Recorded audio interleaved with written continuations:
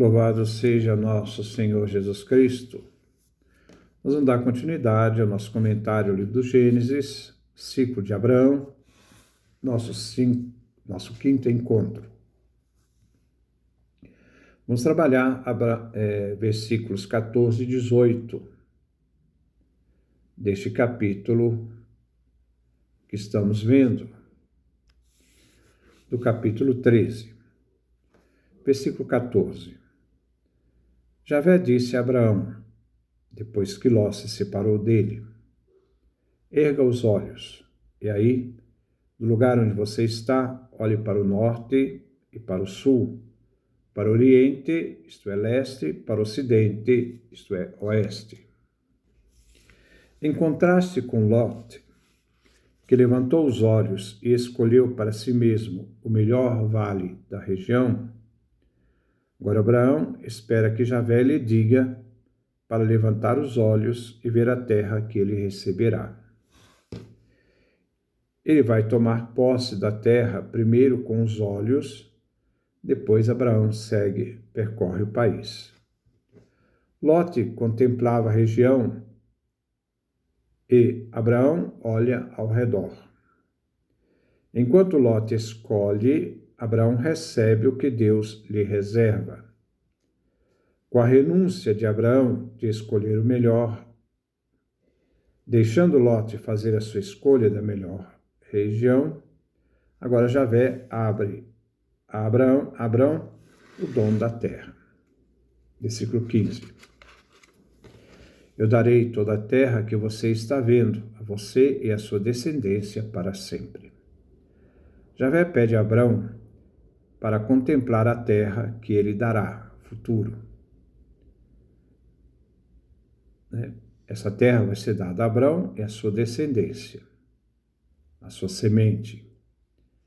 É a promessa divina de dar o dom da terra.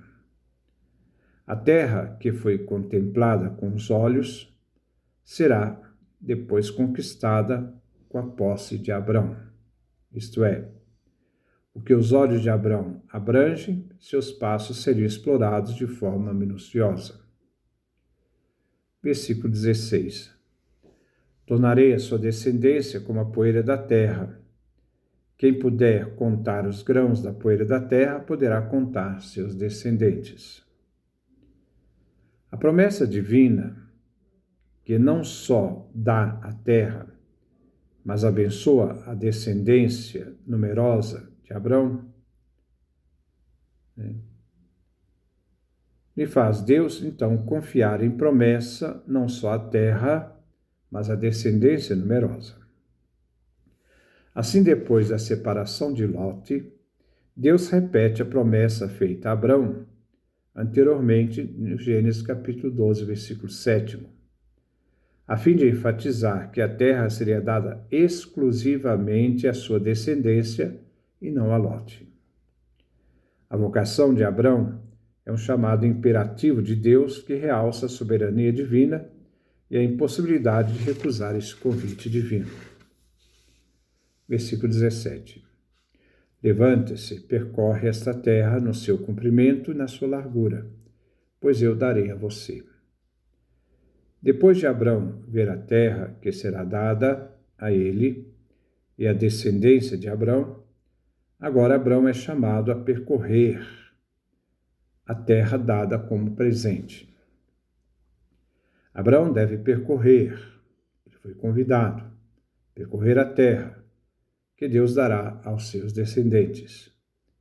Percorrendo a terra, Abraão vai tomando posse dela, e assim ele cumpre a ordem divina. O costume antigo era que o comprador de um terreno andasse para ele para confirmar legalmente sua aquisição. Versículo 18. Abraão levantou a tenda e foi estabelecer-se junto ao carvalho de Mambré, que está em Hebrom, e aí construiu um altar em honra de Javé.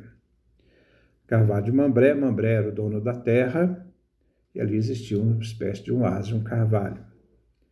A moradia de Abraão em Hebrom é um pré-anúncio tanto da futura posse de Israel, da parte do sul, quanto do reinado do rei Davi, cuja casa era originária em Hebrom. Abrão vai erigir mais um altar, o terceiro altar, de grande importância histórica para os patriarcas e para Davi, segundo Samuel, capítulo 1. Ao erigir um altar, Abrão responde ao Senhor. É ele quem toma posse sagrada da terra.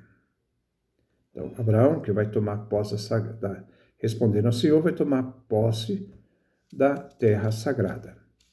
O santuário de Mambré fica a 3 quilômetros ao norte de Hebrom.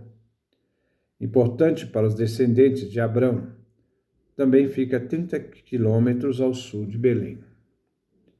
A tenda e o altar expressam o modo de viver de Abrão. O texto diz que os habitantes de Sodoma eram criminosos. E o que é o pecado é a transgressão da lei contra Deus. Se refere à imoralidade dos habitantes de Sodoma e Gomorra.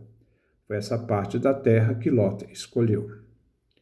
Abraão não usou seu poder de patriarca para escolher primeiro o lugar onde andar. Então agora Deus o recompensa por causa da sua humildade, abençoando Abrão e sua descendência. Ele não havia escolhido a terra, mas deixou Ló escolher primeiro. Agora Deus aponta a terra onde os descendentes de Abrão iriam viver. Uma terra dada por Deus como dom, presente. Todo o território que Abrão pisar lhe será dado em herança. É uma promessa dada aos descendentes de Abrão. Quando Deus nos dá uma bênção, não devemos pensar que ela seja dada a nós em pessoa, mas para os nossos descendentes futuros. Além da terra, Deus promete uma descendência numerosa que nascerá de Abrão. Depois, Isaac, depois Jacó, até o crescimento durante a história dos filhos de Abrão. É um contraste à situação de Abrão naquele momento que não tinha filho. E porque, já ancião, como sua mulher, que além de idosa era estéril. Abrão e Sarai não tinham esperança de ter filhos, embora veremos que toda a solução dada por Abrão para seu herdeiro foi descartada pelo próprio Deus. Abrão quis fazer seu herdeiro seu servo Eliezer de Damasco, mas Javé disse que não será ele. Gênesis capítulo 15, versículo de 1 a 4. Depois Ismael, filho de Agar, a egípcia, que fugiu de Sarai, porque foi mandado embora, que a maltratou por ter desprezado a própria Sarai. Sarai, porque era estéril, não podia ter filho. Gênesis capítulo 16, versículo 1 a 12. Mas Ismael não seria o descendente de Abrão. Embora nascesse de Abrão, não seria ele descendente. O descendente seria alguém nascido de Sara e Abrão. Não são os planos humanos, mas é o plano de Deus divino. Abraão é chamado a crer na promessa. Abrão na terra coloca sua tenda em Mambré, amigo de Abrão, e ali ele ergue o altar. Para completar, cito 2 Targumim antigo, ambos datados dos anos 70 depois de Cristo a 135 depois de Cristo, que fala sobre esse texto. Esse texto sobre a questão da escolha de Lot, sobre a questão de escolher justamente a região de Sodoma e Gomorra. O primeiro Targum encontramos no Vaticano, é o Targum Neófito, que comenta o versículo 13, do capítulo 13. A tradução do texto diz: o povo de Sodoma era mau uns contra os outros, e culpados diante de Javé, como descobrir suas nudezes,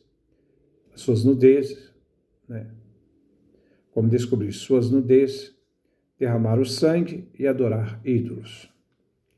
O segundo Targum encontramos no Museu Britânico, também datado nesses anos 70 até o ano 135 depois de Cristo. É do pseudo Jonathan e diz: os homens de Sodoma eram maus.